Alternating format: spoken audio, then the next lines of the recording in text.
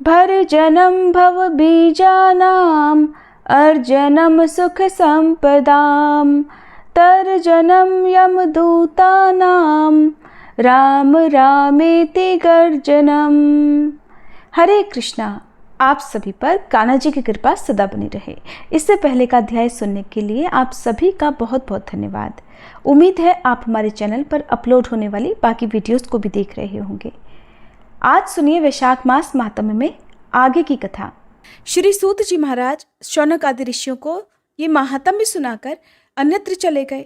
उसके बाद एक समय नैमिषारण्य तीर्थ में ही जैमिनी जी अन्य मुनियों के सामने बैठे हुए थे। मुनियों ने भी उनसे उसी प्रकार के प्रश्न करने प्रारंभ कर दिए जिस प्रकार से वे श्री सूत जी महाराज से किया करते थे। एक दिन मुनियों ने पूछा, हे द्विजश्रेष्ठ, जहाँ लकड़ी की प्रतिमा के रूप में साक्षात भगवान नारायण विराजमान है, वह पुरुषोत्तम क्षेत्र किस देश में है, कृपया बताइए।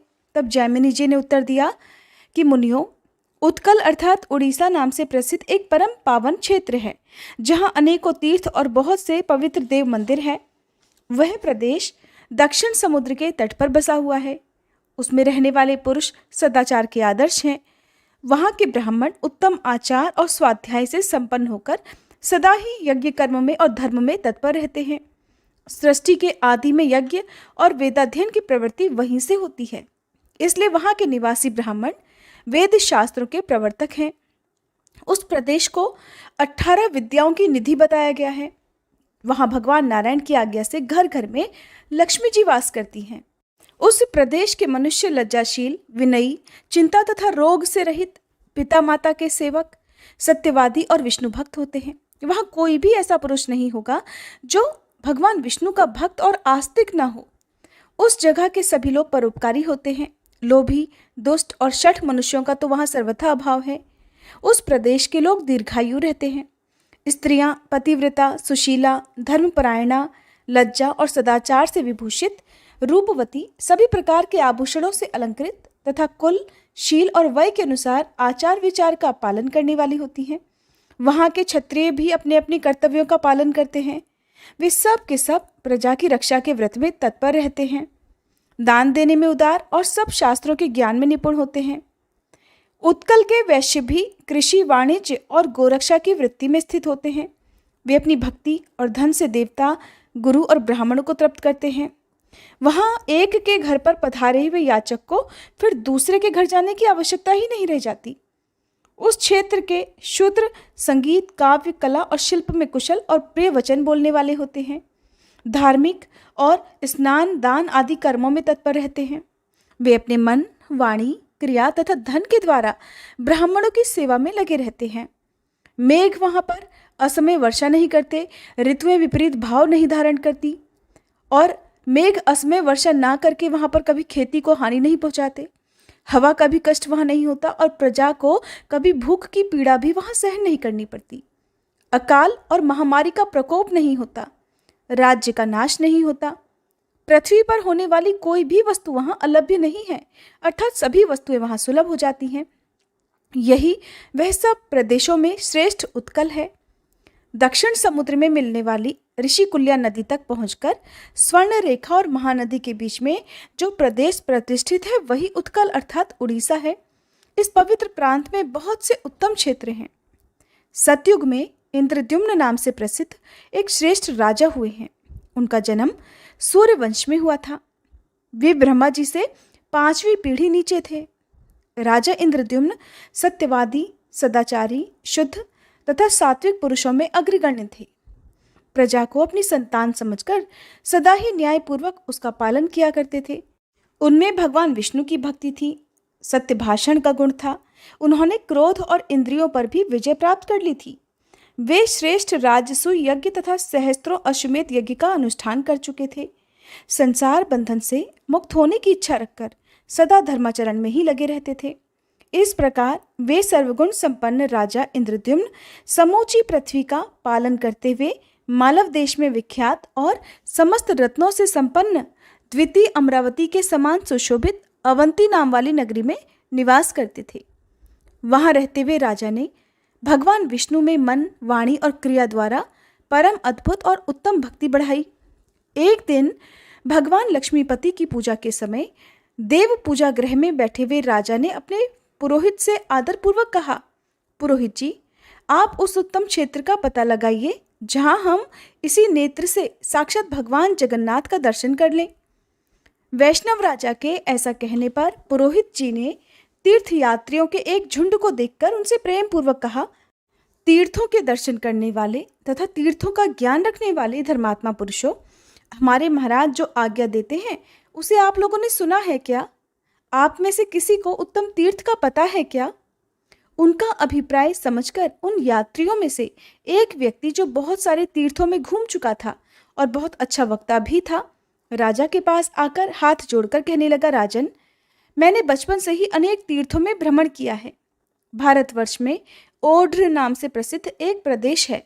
उस देश में दक्षिण समुद्र के तट पर श्री पुरुषोत्तम क्षेत्र है, जहाँ नीलाचल नामक एक पर्वत है। वह सब ओर से वनों द्वारा घिरा हुआ है। उसके बीच में कल्प वृक्ष है, जिसके पश्चिम भाग में रोहिणी कुंड है।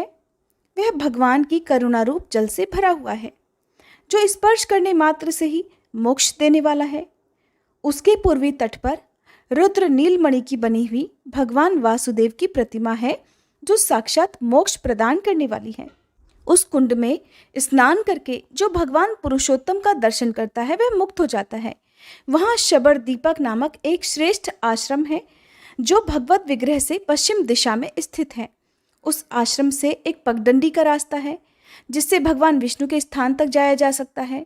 वहाँ शंख चक्र गदाधारी साक्षात भगवान जगन्नाथ विराजमान हैं। वे करुणा के समुद्र हैं। दर्शन मात्र से ही सब जीवों को मुक्ति प्रदान करते हैं। राजन, देवाधिदेव जगन्नाथ जी की प्रसन्नता के लिए मैंने 1 वर्ष तक पुरुषोत्तम क्षेत्र में निवास किया। मैं महामूर्ख था, किंतु उनकी कृपा से इस समय 18 विद्याओं में प्रवीण हो गया हूँ। मेरी बुद्धि भी शुद्ध हो गई है, जिससे भगवान विष्णु के सिवा मैं कुछ और देख ही नहीं पाता। आप सदैव दृढ़तापूर्वक उत्तम व्रत का पालन करने वाले विष्णु भक्त हैं, इसीलिए मैं आपके पास आया हूँ। मैं आपसे इस समय धन या भूमि नहीं मांगता, बल्कि मैं तो केवल इतना ही कहता हूँ कि मेरी इस बात को झूठ ना मानकर वहाँ पुरुषोत्तम क्षेत्र में निवास करने वाले भगवान लक्ष्मीपति जी का आप भजन कीजिए। ऐसा कहकर वह जटाधारी यात्री सबके देखते ही देखते शीघ्र अंतर्ध्यान हो गया। इससे राजा को बड़ा आश्चर्य हुआ। वे व्याकुल होकर पुरोहित जी से बोले, पुरोहित जी, ये अलौकिक वृतांत अलौकिक पुरुष से ही सुना गया है। अब मेरी बुद्धि जहाँ भगवान गदाधर विद्यमान है वहाँ जाने के लिए उतावली हो रही है। हे द्विश्रेष्ठ, मेरे धर्म, अर्थ और काम एक दूसरे के अनुकूल रहकर सदा आपके अधीन रहे हैं। आपके प्रसाद से मैंने त्रिवर्ग का साधन तो कर लिया। अगर आप इस भगवत दर्शन के कार्य में भी मेरे साथ चलेंगे तो मैं आपके सहयोग से चारों पुरुषार्थों को भी प्राप्त कर लूँगा। राजा की बात सुनकर पुरोहित जी कहने लगे, राजन, मैं ऐसा प्रयास करूँगा कि हम लोग सहायकों सहित पुरुषोत्तम क्षेत्र में चलकर बस जाएं। जन्म की सफलता इससे बढ़कर भला और क्या हो सकती है कि साक्षात भगवान लक्ष्मीपति जी का दर्शन कर लिया जाए। इस समय मेरा छोटा भाई विद्यापति सभी देशों में घूमने वाले दूतों के साथ वहां जाएगा और जगन्नाथ जी का दर्शन करके उस पर्वत पर सैनिकों के ठहरने योग्य स्थान का पता लगा लेगा। फिर वह हमें सारा समाचार बता देगा। इससे हम लोगों का ही कल्याण होगा। पुरोहित की ये बात सुनकर राजा इंद्रद्युम्न ने कहा, ब्राह्मण, बहुत अच्छा, अब मैं भगवान विष्णु के समीप उसी क्षेत्र में चलकर बसूंगा। ऐसा कहकर राजा ने प्रसन्नतापूर्वक अंतःपुर में प्रवेश किया और पुरोहित जी ने उन सब यात्रियों को यथा योग्य सम्मान देकर अपने अपने आश्रम को भेज दिया। फिर अपने भाई को ब्राह्मणों से स्वस्ति वाचन कराकर शुभ मुहूर्त में भेजा। फिर विद्यापति ने भी समस्त विश्वसनीय पुरुषों के साथ पुष्प शोभित रथ पर विराजमान होकर वहां से प्रस्थान किया। उसने रथ में बैठे बैठे ये सोचा कि अहो, मेरा जन्म सफल हो गया। मेरी रात्रि मंगलमय प्रभात का दर्शन कराने वाली होगी, क्योंकि मैं भगवान के उस मुखारविंद का दर्शन करूंगा जो सभी पापों को दूर करने वाला है। श्रवण, मनन अथवा साधनों से निरंतर प्रयत्न करने वाले साधक जिन्हें अपने हृदय कमल के मध्य विराजमान देखते हैं, उन्हीं भगवान चक्रपाणि को आज मैं नीलाचल के शिखर पर साक्षात शरीर धारण किए देखूंगा, जो शरीर बंधन का नाश करने वाले हैं। श्रुति, स्मृति, इतिहास और पुराण के वचनों द्वारा जिनके स्वरूप का भलीभांति निरूपण करना असंभव है। उन्हीं भगवान लक्ष्मीनिधि के कभी दिखाई ना देने वाले स्वरूप का आज दर्शन करके मैं भव सागर से पार हो जाऊंगा। जिनके नाम संकीर्तन मात्र से उनका स्मरण करने वाले मनुष्यों के विविध पापों का संहार हो जाता है, उन्हीं अप्रमेय भगवान जगन्नाथ जी के नीलगिरी निवासी स्वरूप का आज मैं प्रत्यक्ष दर्शन करूंगा। जिनके रोम रोम में असंख्य ब्रह्मांडों की मालाएं हैं, जिनके सहस्त्रों मस्तक, चरण और नेत्र हैं, जिनकी निश्वास वायु से संपूर्ण वेदों की राशि प्रकट हुई है और जो सब प्रपंचों के स्वामी हैं, उन्हीं पुराण पुरुष भगवान विष्णु की मैं शरण लेता हूँ। आहा, मेरा कैसा भाग्य है कि इन्हीं चर्म चक्षुओं से मैं जगत के आदि कारण भगवान नारायण का दर्शन करूंगा। इसी सोच विचार में पड़े हुए प्रसन्नचित्त ब्राह्मण को रथ के वेग से लांघे हुए विशाल मार्ग का अर्थात इतनी लंबी दूरी का कुछ भी पता नहीं चला। मार्ग में मिले हुए अनेकों वन, पर्वत तथा दुर्गम स्थानों को देखते हुए वे सूर्यास्त के समय महानदी के तट पर जा पहुंचे।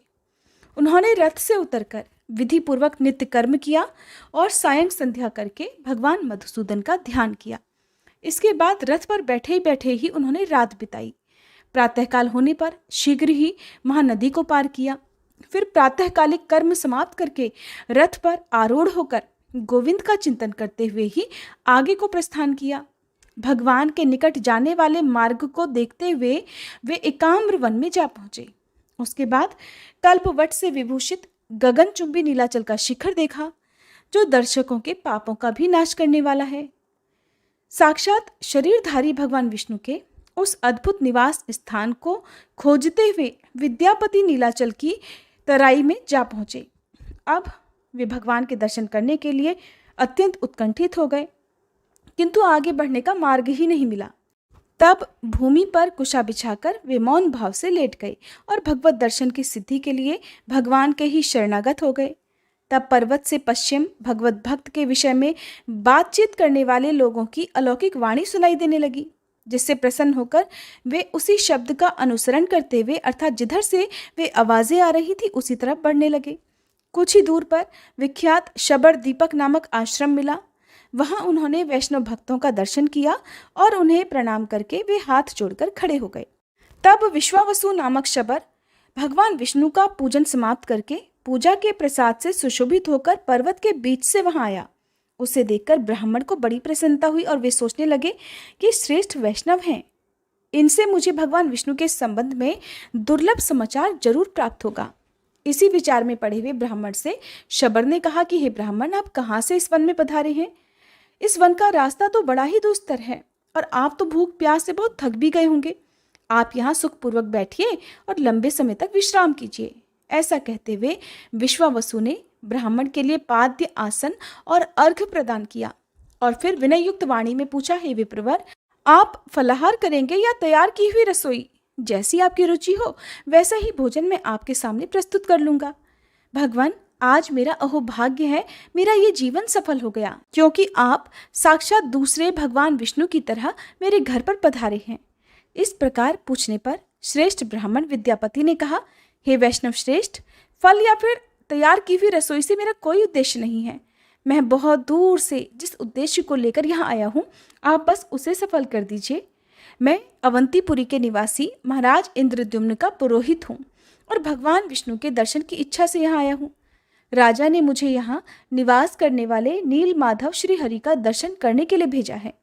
दर्शन करके मैं जब तक राजा जी के पास इसका समाचार नहीं पहुँचा दूंगा तब तक राजा निराहार रहेंगे। इसलिए आप मुझे जल्द से जल्द भगवान विष्णु का दर्शन कराइए। हरे कृष्णा। आज के अध्याय में बस इतना ही। इसके आगे का वृत्तांत जानने के लिए कृपया आप अगले अध्याय का इंतजार जरूर कीजिएगा।